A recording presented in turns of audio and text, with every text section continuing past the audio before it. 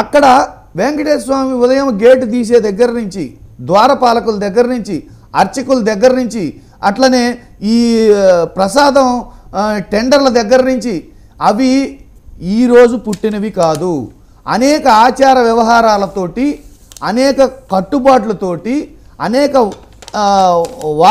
వారసత్వ కుటుంబాలతోటి, పూల తోట దగ్గర నుంచి, గోవుల దగ్గర నుంచి, గో సంరక్షణ దగ్గర నుంచి, ఈ ప్రసాదంలో ఇంగ్రీడియంట్స్ దగ్గర నుంచి ఒక ప్రొసీజర్ అనేది కొన్ని సంవత్సరాలుగా, నాకు తెలిసి 50-60 సంవత్సరాలుగా ఒక ప్రాసెస్ నడుస్తుంది. ఆ ప్రాసెస్ ఎలాంటి ప్రాసెస్ అంటే, ఈ లడ్డు టెండర్ విషయం వచ్చేసరికి అనేక క్రాస్ చెక్స్ చేసుకొని వాళ్ళ క్రెడిబిలిటీ, ఆ యొక్క సంస్థల క్రెడిబిలిటీ, వాటి యొక్క సంస్థలు ఎక్కడ ప్రొక్యూర్ చేస్తున్నారు, వాళ్ళు ఎందుకు ప్రొక్యూర్ చేస్తున్నారు, ఈ టెండర్కి వచ్చిన విషయాలన్నీ టెక్నికాలిటీస్ అన్ని పక్కన పెట్టండి. వెంకటేశ్వర రెడ్డి గారు ఇంత అప్రతిష్ట ఎందుకని మూట కట్టుకుంటారు? వెంకటేశ్వర స్వామిని ఎందుకు టచ్ చేశారు మీరు? మేము టచ్ చేయలేదు. అదే మరి అవసరం మీకు ఎందుకు వచ్చింది? ఒకటేనండి, ఇప్పుడు ఇక్కడ మేమేమంటున్నాం, మేము టచ్ చేసామంటున్నాం, మా పార్టీ మీద మీరు నిందేస్తున్నారు. సోషల్ మీడియాలో మీరు చూస్తున్నారు, నేను పేర్లు చెప్పను కానీ ఇద్దరు ముఖ్యమంత్రులు వెంకటేశ్వర స్వామిని గోకి తర్వాత ఏమైందో మీకు తెలుసు అని వాళ్ళు అంటున్నారు, నాకు తెలియదు. ఇప్పుడు ముఖ్యమంత్రులు ప్రస్తావన చేస్తున్నారు, అందులో ఒక ఆయన కాంగ్రెస్ ఆయన, ఇంకొక ఆయన తెలుగుదేశం ఆయన అంటున్నారు.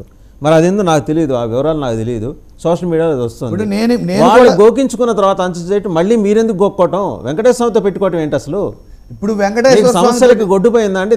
రాష్ట్రం గొడ్డుపోయిందా? బోల్డెన్ మైన్స్లో గోక్కున్నారు, ఇసుక గోకారు, మట్టి గోకారు, వెంకటేశ్వర టచ్ చేయటం ఏంటండి? ఇప్పుడు ఈ ప్రశ్నలన్నీ ఎందుకు వస్తున్నాయి అంటే, ఈ ప్రశ్నలు ఎందుకు వస్తున్నాయి అంటే, 100 రోజుల పాలనను డైవర్ట్ చేయడం కోసం, మెడికల్ సీట్లు ఇష్యూ పక్కదారి పట్టించడం కోసం, స్టీల్ ప్లాంట్ విషయం పక్కదారి పట్టించడం కోసం, ఈ విజయవాడ ఫ్లడ్ విషయం పక్కదారి సహాయక చర్యల విఫలమైంది పక్కదారి పట్టించడం కోసం, వీటన్నిటినీ పక్కదారి పట్టించడం కోసం చంద్రబాబు నాయుడు గారు క్లియర్ కట్గా ఒక రాజకీయ స్టేట్మెంట్ ఇచ్చి ఎలాంటి చర్యలు తీసుకోకుండా, దీని మీద ఎవరిని ఎఫ్ఐఆర్ నమోదు చేసి అరెస్ట్ చేయకుండా, ఎలాంటి చర్యలు తీసుకోకుండా పక్కదారి పట్టిస్తున్నారు. అందరూ రెస్పాండ్ అవ్వాలన్నారు. బీజేపీ నుంచి మరి కేంద్ర ఆరోగ్య శాఖ మంత్రి ఇది అసలు సిబిసిఐడి ఎంక్వైరీ, నడ్డా గారు మాట్లాడారు, ఒకసారి చూద్దాం. సిబిఐ ఎంక్వైరీ జరగాలి, జడ్జి తోటి న్యాయ విచారణ జరగాలి ఇమ్మీడియట్లీగా. ఫస్ట్ ఆఫ్ ఆల్ ప్రభుత్వం ఇమ్మీడియట్లీగా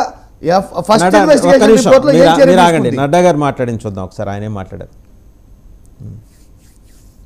नायडू जी से जैसे ये खबर डिजिटल मीडिया के माध्यम से आज ही मैंने चंद्रबाबू नायडू जी से, जैसे ये असल में ये खबर डिजिटल मीडिया के माध्यम से आई है और कुछ जगह पर रिपोर्ट हुआ है, तो जैसे ही ये खबर मुझे मिली मैंने चंद्रबाबू नायडू जी से बात की, उनसे मैंने डिटेल उसकी ली है और मैंने उनको कहा है कि आप तुरंत एक जो आपके पास अवेलेबल रिपोर्ट है वो रिपोर्ट आप मुझे भेज दें, उस रिपोर्ट को मैं एग्जामिन भी करूंगा, स्टेट रेगुलेटर से भी बातचीत करूंगा, उनका क्या कहना है उसको भी जानूंगा, उस जो रिपोर्ट है जिस सोर्स से आई है उस रिपोर्ट को पूरी तहकीकात करके उसके सारे पहलुओं को ध्यान में रख करके suitable action will be taken according. आज ही मैंने चंद्रबाबु नायडू से जैसे డాక్టర్ ఏఎస్ రావు గారి దగ్గరికి వెళ్దాం. డాక్టర్ ఏఎస్ రావు గారు ముందుగా మీకు శుభాకాంక్షలు. ఎందుకంటే రాజకీయంగా జగన్మోహన్ రెడ్డిని దెబ్బకొట్టడానికి వెంకటేశ్వర స్వామి దగ్గర ఉన్న వేపన్ని తిరుపతి లడ్డూని తీసుకున్నారు, లడ్డూతో కొట్టారు జగన్మోహన్ రెడ్డిని.